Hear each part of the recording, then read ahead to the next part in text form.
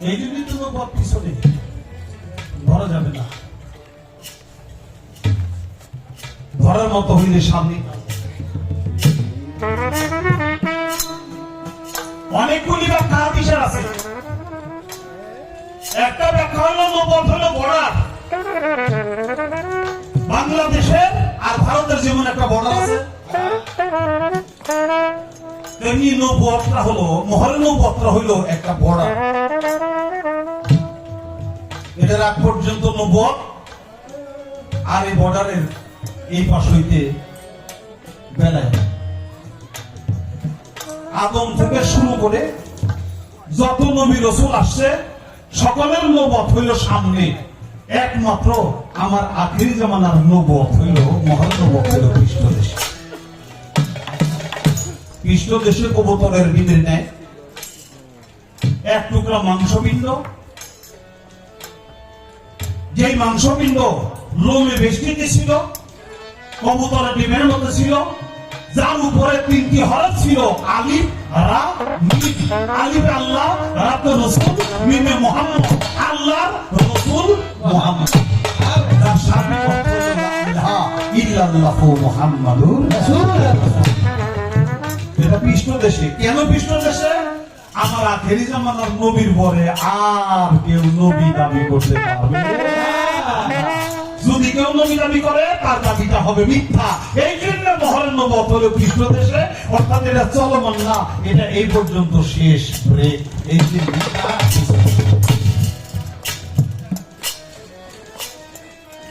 তবে আল্লাহ তাআলা মহরের নবুয়তটা পিছনে দিয়ে রেখে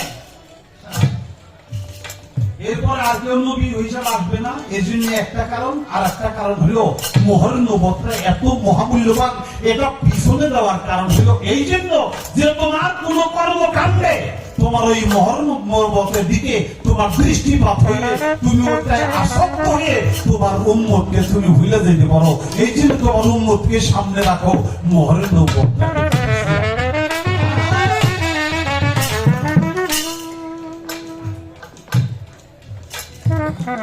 আমি কেমন করে বুঝাবো?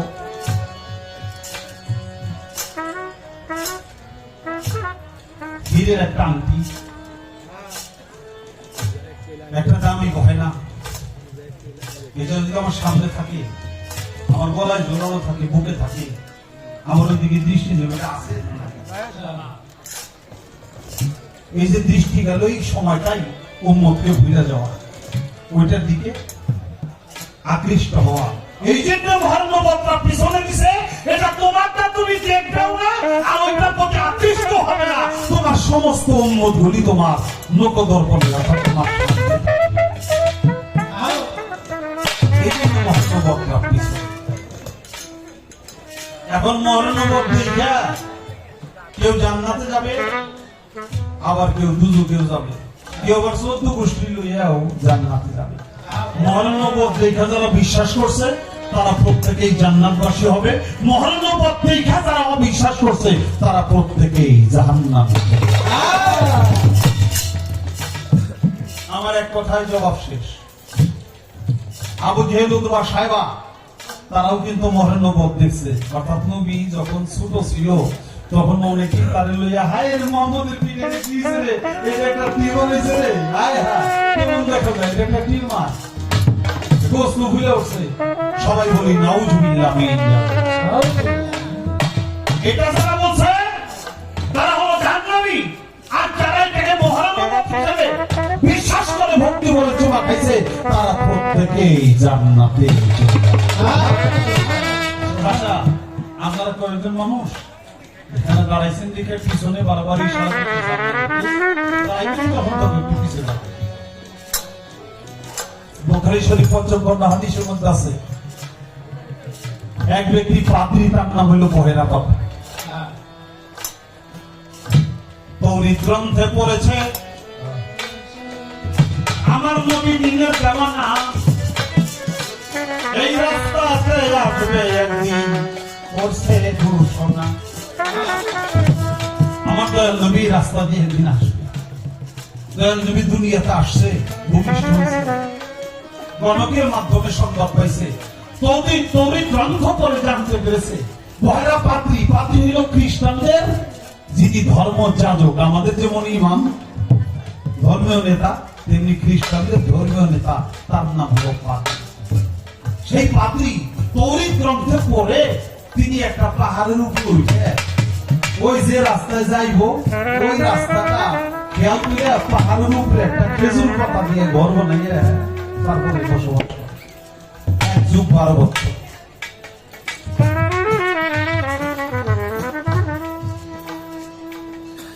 ওরে তারে কি আর পাশরিতে পারে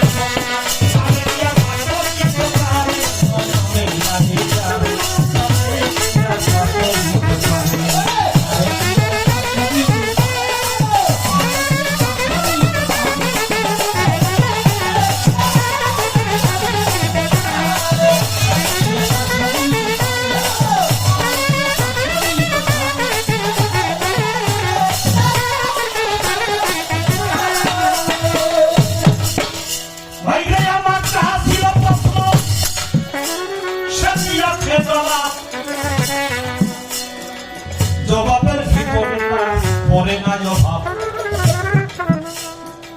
আমার কাছে জিজ্ঞাসা করে সবারে জানাই, আস্তে আস্তে সেই কথাটা বলি।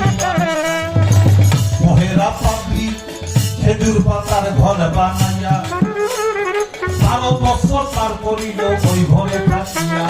নদীর বয়স যখন 16-17 হইল, চাচার সাথে তিনি তখন বাণিজ্যেতে গেল।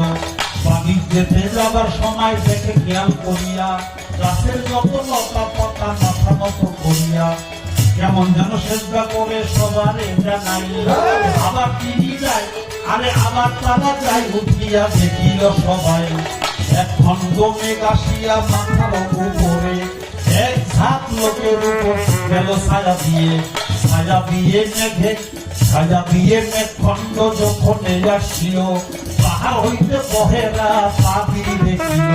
তাই দেখিয়া মনে মনে চিন্তা করে, আমি তার আশা করে থাকি এই মনে, হয়তো সেই ব্যক্তি এই রাস্তার উপরে আছে, হয়তো সেই ব্যক্তি এই রাস্তার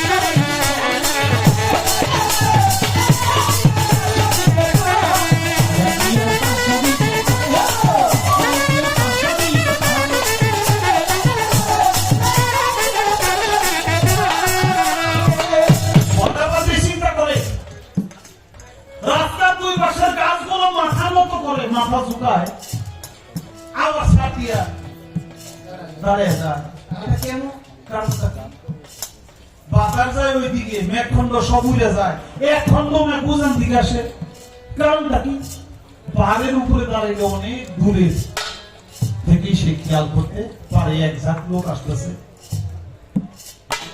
আমার লোকটা তাহলে আমার সেই মোহাম্মদ হয়তো এই দলের ভিতরেই থাকে। পার্টি আস্তে আস্তে আস্তে আস্তে নিচের দিকে নামে, মানুষগুলি সামনে আসছে। আসার পরে বলতেছে, তোমরা কোথায়? কোথায় তোমাদের বাড়ি ঘর?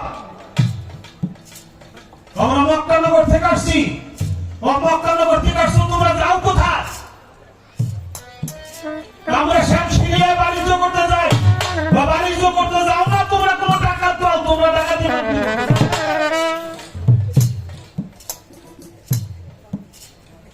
আমরা তো কোনো ডাকাতি রাখাতি করতে যাই না, চুরি ছিনতাই করতে যাই না, আমরা ব্যবসা করার জন্য যাইতেছি। তোমাদের বংশ বলে কি? তোমরা ভালো না মন্দ আমরা তো জানি না, এই রাস্তা দিয়ে তো যাইতেছো, আমার কাছে সব তোমাদের বইলে যাইতে হবে। একটা একটা করে জিজ্ঞাসা করে, একটা একটা করে জবাব দেয়। আর পাদ্রী খেয়াল করতেছে, আমি দাঁড়াই এখানে প্রশ্ন করি, এরা দাঁড়ায় দাঁড়ায় জবাব দেয়। মেঘখণ্ডটা সোজা যায় কিনা, এটা হলো তার মূল উদ্দেশ্য। চাই দেখে যতই আলোচনা করতেছে, এই মেঘখণ্ডটা অন্য কোথাও সরে মোটামুটি নিশ্চিত হইল। আমার সেই লোক এখানেই আছে, এখানে তো কত লোক, কিন্তু আমি যার উদ্দেশ্যে আজ 12টি বছর খেজুর পাতার ঘরের মধ্যে আমি বসে রয়েছি, আমার সেই দীনবন্ধু সে যে কে আমি কেমন করে বুঝবো? কৌশল করলো যে আপনারা খুব ভালো লোক, বুঝতে পারলাম। তাই আপনাদের সম্মানে আমার বাড়িতে একটু দাওয়াত করব, আমার বাড়িতে যে আপনাদের খানা পিনা করতে হবে, খাইতে হবে। তারাও খুশি হলো। খুশি হইয়া সবাই দলে দলে চলে গেল পাত্রীর বাড়ি। আর আমার মোহাম্মদ নবী মাল সামানা পাহারা দিল, এইটা দলিলেতে পড়ি। সবাই দাওয়াত খেতে গেছে, আমার দয়াল নবী রে তার চাচাই কয়, বাতিজা আমরা খাওয়া দাওয়া কইরা তারপরে তোর জন্য খানা লয়ে আসুন, তুই আমাকে মাল সামানা গুলি পাহারা দিতে আমার দয়াল নবী রে মালের উপরে বসাই ঠিক আছে। আমার নবী তো বসে দিয়েছে, সব মানুষ গেছে পাতিলের বাড়িতে, পাতিল জায়গায় দেখে সব মানুষের আইছে, মেঘখণ্ডটা আসে নাই, মেঘখণ্ড ওই জায়গায় রয়ে গেছে।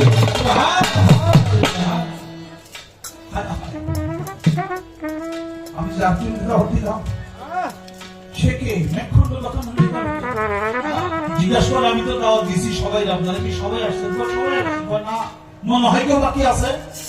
না, আমার একটা ভাইস্তা, বাচ্চা মানুষ, ওর জন্য চিন্তা করেন, আমরা খাওয়া দাওয়া কইরা আমরা আমার বাতিজার জন্য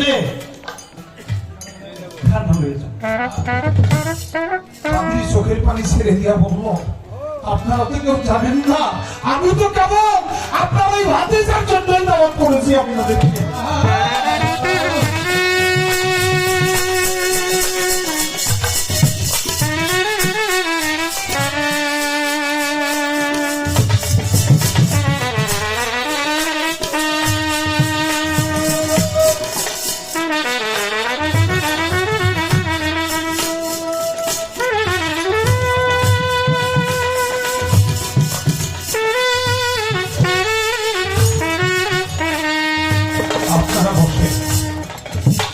আমার মেহমান, আমি তাকে না খাওয়াই, তাকে নাই না আপনাদেরকে খানা দিলাম।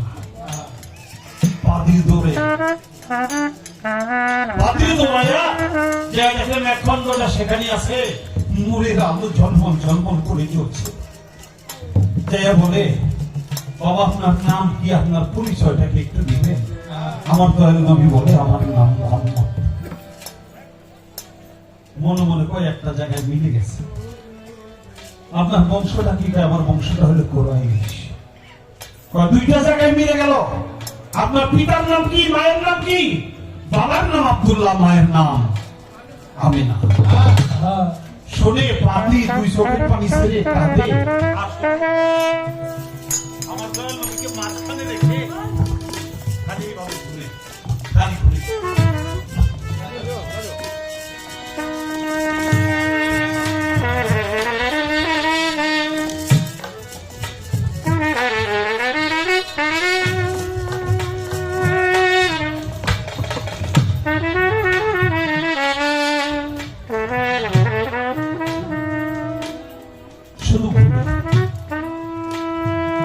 দেখে আমার দয়াল নবীর পৃষ্ঠে এরকম একটা সাদা ওড়না, সাদা কাপড় ছিল, চাদর ছিল।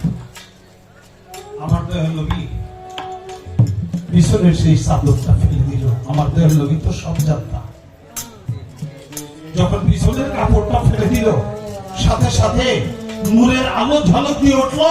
মোহরের নবুয়ত থেকে সাথে সাথে আমার দয়াল নবীর পৃষ্ঠদেশে মোহরের নবুয়তে একটা চুমা খেলে ভর্তি করে। আমার দয়াল নবী বলে যে এই একটা চুম্বনের কারণে তুই বিনে হিসেবে জান্নাতে চলে যাবি।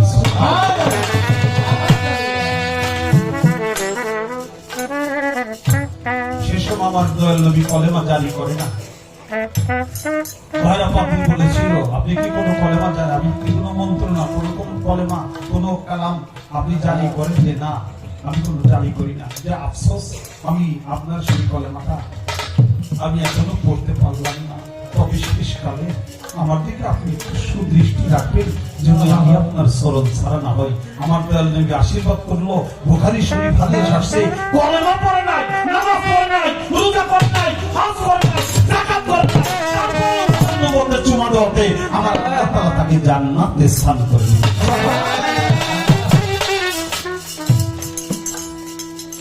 এই তো তার একটি কথা, আমি জবাবে দিলাম ভাই আলী আকাশ নামে আর একজন ভক্ত ছিল তাই আকাশের নাই কয় আকাশ আকাশ আমি করে দিলাম কইয়া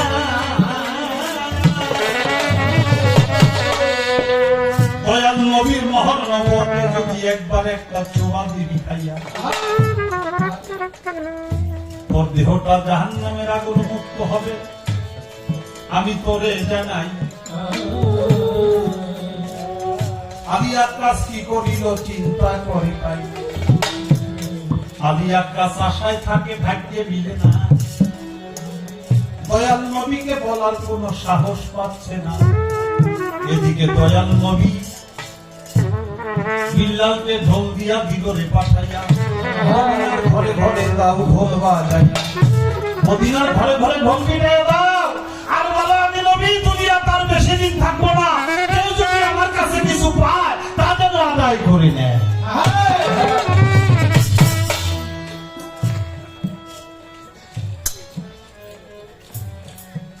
আকাশ ঢোল কিসের ঢোল ভাই আমার দয়াল নবী বলেছে তার কাছে যদি কেউ কিছু পায় বিল্লাল ঢোল বাজায় কিসের ঢোল ভাই আমার দয়াল নবী বলেছে তার কাছে কেউ কিছু পাওনা থাকলে সে যেন থামিয়ে নেয় বলে না নবী আমাদের কাছে ঋণী না আমরাই নবীর কাছে ঋণী আমার কিছু সবাই ছেড়ে দেয় আলী আকাশ আকাশের কাছে আকাশ বলে কিছু ঢোল নবীর কাছে কেউ কিছু যদি পায় তাহলে তা যেন আদায় করে দেয় আকাশ আকাশ চোখের পানি ছেড়ে দিয়া বলে আমি তো নবীর কাছে অনেক কিছু নবী আমার কাছে আমার সেই বিরাজ কাছে আমি আশায় রয়েছি কবে নবীর থেকে মুক্তি দিতে চাবে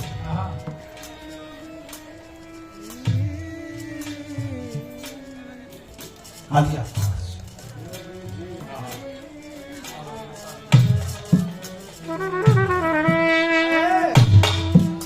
আকাশ বলে